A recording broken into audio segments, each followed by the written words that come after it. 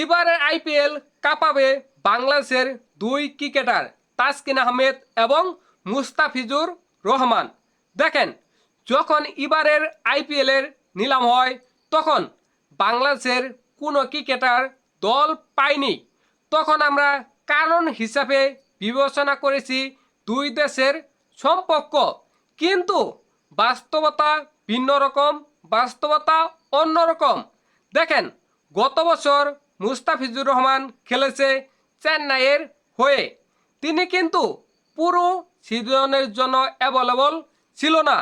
এতে চেন্নাইয়ের অনেক ক্ষতি হয়েছে। চেন্নাই পরবর্তী ম্যাচ জয়লাভ করতে পারেনি। অনেক দেশের অনেক ক্রিকেটার রয়েছে যারা পুরো সিজনের জন্য অ্যাভেলেবল ছিল না। তারা কিছু কিছু ম্যাচ খেলে দেশে চলে গেছে। এতে আইপিএলের কর্তৃপক্ষদের অনেক ক্ষতি হয়েছে। তাই তারা এবার নিয়ম করেছে যারা পুরো সিজনের জন্য অ্যাভেলেবল থাকবে শুধুমাত্র তাদেরকেই ক্রয় করা হবে। যেহেতু বাংলাদেশের কোনো ক্রিকেটার পুরো সিজনের জন্য অ্যাভেলেবল ছিল না, তাই বাংলাদেশের কোনো ক্রিকেটারকে আইপিএলের নিলামে নেওয়া হয়নি, ক্রয় করা হয়নি। দেখেন, এবারের আইপিএলে বাংলাদেশের দুই ক্রিকেটার ডাক পেয়েছে, মুস্তাফিজুর রহমান এবং তাসকিন আহমেদ। জানা যাচ্ছে বেশ কিছু দল তাদেরকে কেনার জন্য আগ্রহ প্রকাশ করেছে। দুজনের চাহিদা অনেক বেশি, কারণ মুস্তাফিজুর রহমান বেশ কিছু আইপিএল খেলেছে এবং তাসকিন আহমেদ বর্তমান ভালো ফর্মে রয়েছে। দেখেন, দুইটি দলের নাম জানা গেছে।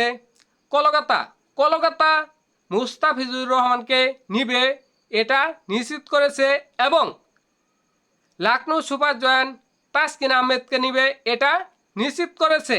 কিন্তু তাদের শর্ত রয়েছে, যদি তাসকিন এবং মুস্তাফিজুর রহমান আইপিএল খেলতে চায় তাহলে তাদের পুরো সিজনের জন্য অ্যাভেলেবল থাকতে হবে। দেখেন, বাংলাদেশ ক্রিকেট বোর্ড তাদেরকে এনএসইউ দিবে কিনা এটাই দেখার বিষয়।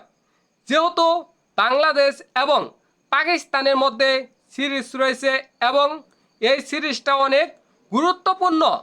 বাংলাদেশ এবং পাকিস্তানের মধ্যে সিরিজ রয়েছে 3টি ওয়ানডে এবং 3টি টি-20 ম্যাচ। যেহেতু এই শর্ট ফরম্যাটের জন্য তাসকিন আহমেদ এবং মুস্তাফিজুর রহমান দুইজনই খুবই গুরুত্বপূর্ণ, তাই বাংলাদেশ ক্রিকেট বোর্ড কী করে সেটা দেখার বিষয়। আলোচনা চলতেছে তারা তাসকিন আহমেদকে পুরো সিজনের জন্য অ্যাভেলেবল করে দিবে, কিন্তু মুস্তাফিজুর রহমানকে পুরো সিজনের জন্য অ্যাভেলেবল করতে পারবে না। যদি মুস্তাফিজুর রহমান খেলতে চায় তাহলে পাকিস্তানের সাথে সিরিজ খেললে পরে আইপিএল খেলতে পারে, কিন্তু আইপিএল কর্তৃপক্ষ এভাবে নিবে না। তারা পুরো সিজনের জন্য নিবে। যদি পুরো সিজনের জন্য অ্যাভেলেবল থাকে তাহলেই মুস্তাফিজ বা তাসকিন আহমেদকে তারা নিবে। দেখেন, যেহেতু 2025 এশিয়া কাপ ইন্ডিয়াতে এবং 2027 ওয়ানডে বিশ্বকাপ ইন্ডিয়াতে, সেহেতু আমার মনে হয় তাসকিন আহমেদ এবং মুস্তাফিজুর রহমানকে আইপিএলে খেলতে দেওয়া উচিত।